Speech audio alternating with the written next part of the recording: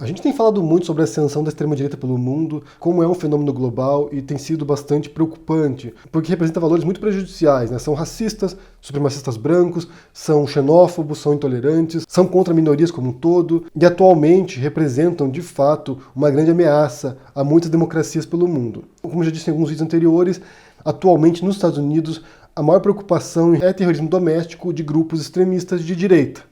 A gente viu o caso recente agora lá na Nova Zelândia, né, que matou quase 50 pessoas, ou seja, aos poucos esses grupos têm saído das margens, né, têm saído da obscuridade e começado a praticar atos violentos e bastante assustadores. Nesse caso da Nova Zelândia, o sujeito gravou ao vivo o assassinato das pessoas, ele lá com uma câmera GoPro no capacete, e foi filmando ele matando as pessoas. Então, assim, uma cena horrorosa, e isso tem gerado um debate enorme sobre como confrontar agora a ascensão desse extremismo. Desse tipo de extremismo de extrema-direita. A primeira reação é pensar que esse é um fenômeno que está isolado apenas a grupos na Deep Web ou na Dark Web, né, no submundo da internet, na parte mais profunda da internet, nesses grupos de shunners, por exemplo. E de fato são grupos importantes para fomentar essa radicalização. Esse atirador aí da Nova Zelândia aparentemente frequentava também esses grupos, publicava lá nesses grupos, foi estimulado a fazer isso, passou 2 anos pesquisando e estudando para poder fazer esse crime na Nova Zelândia, mas o fato...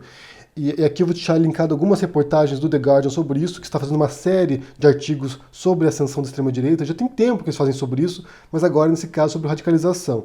E o que eles dizem, na verdade, é que a gente pensa nesse submundo da internet, mas essa radicalização da extrema-direita não tem acontecido apenas no submundo, mas também às vistas de todo mundo. Então, assim, no YouTube, no Facebook, você tem grupos, você tem canais extremistas e que têm levado à radicalização. No Brasil, por exemplo, você tem vários canais de extrema-direita que fomentam vários desses valores, que fomentam radicalização e que propiciam um substrato ideológico para as pessoas para poderem odiar feministas, odiar muçulmanos, odiar comunistas, odiar negros, odiar a esquerda como um todo. Ou seja, eles têm fomentado um ambiente de radicalização e de ódio a grupos divergentes e que pode sim levar a uma eventual radicalização e a crimes também.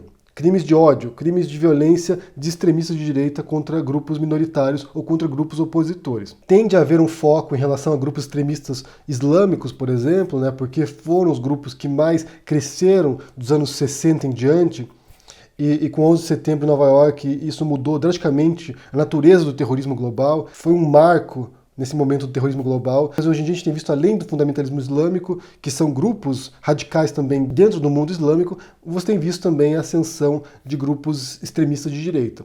A diferença, em grande medida, é como a imprensa e como a população aborda esse tipo de extremismo, né? Porque quando é um grupo islâmico, ou quando é um terrorista, um único terrorista islâmico, tem de se pensar como um fenômeno global, um perigo orquestrado, né, financiado por nações muçulmanas, mas quando o extremista de direita vai lá e comete um ato como esse, a tendência é pensar como se fosse apenas um maluco sozinho que foi lá e fez isso. O que tem que ser percebido agora é que são esforços orquestrados, de fato, do mesmo modo como funciona atualmente o terrorismo islâmico.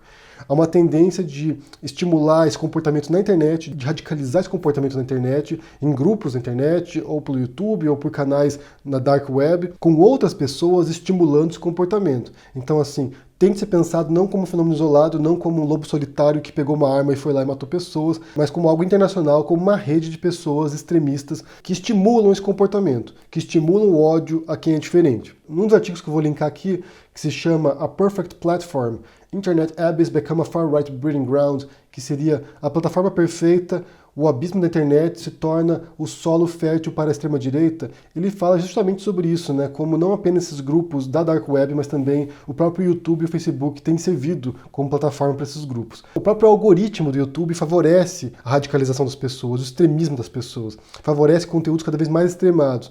Parece que há uma espiral de conteúdos radicalizantes. Você começa a acessar um canal que seja mais moderado, à medida que você vai consultando os outros vídeos ali relacionados, recomendados, você vai entrando numa espiral de radicalização, cada vez com conteúdos mais extremistas. Alguns dias atrás a gente assistiu um documentário sobre a Terra plana que tem na Netflix, e é interessante você perceber como tem funcionado, né, como tem operado psicologicamente essa radicalização. As pessoas começam a consumir conteúdos que fortalecem já uma visão de mundo que elas têm, ou que põem em xeque certas crenças delas e apresentam uma crença que parece mais plausível, e à medida que elas vão consultando os conteúdos, vão ficando cada vez mais fechadas nessa bolha de informação. São incapazes de ver outros conteúdos e aceitar, né? E no campo político, isso tem sido muito tóxico. A gente tem falado sobre isso, né? Sobre a polarização política e como isso tem vetado o debate entre diferentes ideias, e tem justamente a ver com isso. Você começa a radicalizar as pessoas e começa a fechar a mente dessas pessoas por contraditório. Assim, tudo que eu disser aqui, se você pensar diferente de mim, se você tiver outras crenças diferentes de mim, você vai achar que eu estou completamente errado e nada que eu fale aqui tem valor. E depois de um tempo, não apenas você vai discordar das minhas ideias, daquilo que eu digo, mas da minha própria existência. Então, não apenas minhas ideias têm que ser suprimidas, como a minha própria existência é um perigo para a sociedade. E isso você vê agora com essa radicalização da extrema-direita, que começa a encontrar grupos dos quais eles discordam inicialmente e que depois de um tempo devem ser extirpados, como os comunistas, como as feministas, como os gays, como os muçulmanos. Então você vai isolando grupos ali que representam algum tipo de perigo para a sociedade na mente dessas pessoas, que estariam levando algum tipo de degeneração dos valores de uma determinada comunidade, e assim esse grupo tem que ser ou expulso, ou silenciado, ou exterminado. Quando esse homem sai com o rifle na Nova Zelândia para matar muçulmanos, é justamente isso que ele tem em mente. São grupos que devem ser exterminados. São invasores que estão tentando destruir a cultura ocidental, tentando destruir a cultura europeia branca, e por isso eles têm que ser eliminados, porque eles não pertencem àquele local. E você vê esse tipo de discurso, esse tipo de narrativa em canais no YouTube no Brasil também. Em alguns pontos não tão abertos assim, mas em outros pontos realmente defendendo certos valores que podem levar a esse tipo de radicalização e atos extremados e atos violentos. O que surpreende, o que assusta, é não haver nenhum tipo de precaução do YouTube para controlar esse tipo de conteúdo. A gente fala tanto em liberdade de expressão aqui, né, de poder falar o que quiser, mas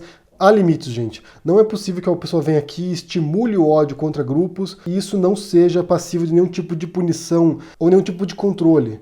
Porque o discurso de ódio pode levar, de fato, à violência e à morte de pessoas. Eu já falei várias vezes aqui sobre o paradoxo da tolerância do Popper, né, do filósofo Popper, que diz que a gente não pode ser tolerante com quem é intolerante, porque se a gente permitir que os intolerantes sejam intolerantes, eles vão assumir o poder e vão destruir os tolerantes. Então a gente está numa situação agora no qual esse tipo de discurso raivoso, cheio de ódio, cheio de intolerância, que visa suprimir grupos políticos, ou grupos religiosos, ou grupos sociais, porque eles discordam desses valores, não deve ser aceito. Isso tem sido feito publicamente, gente, por pessoas que têm milhões de seguidores, pessoas que influenciam uma demografia enorme, que tem um grande impacto atualmente na sociedade, que conseguem ajudar a eleger um presidente que tem um discurso muito parecido também.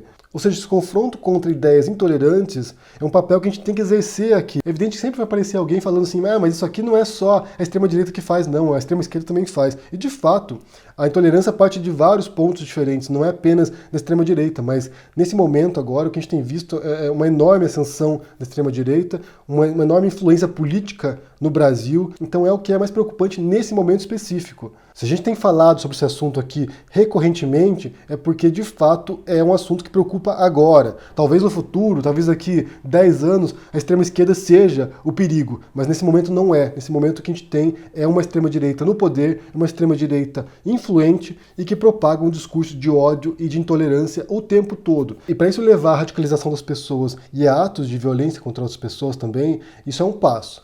Porque sempre vai ter alguém ali, alguém um pouco mais desajustado, alguém um pouco mais radical que vai cometer atos de violência com base nessa ideologia que alimenta esse tipo de ódio. Eu vou deixar para vocês na descrição aqui esses artigos do The Guardian, que vale conferir, são muito interessantes, que falam sobre essa questão aí das redes sociais, do YouTube, do Facebook, e como eles têm servido como agentes também de propagação dessa radicalização de extrema-direita pelo mundo. Confira embaixo, deixa seu comentário, deixa o joinha, assina o canal, ajude no apoia e a gente se vê por aí. Abraço e até mais.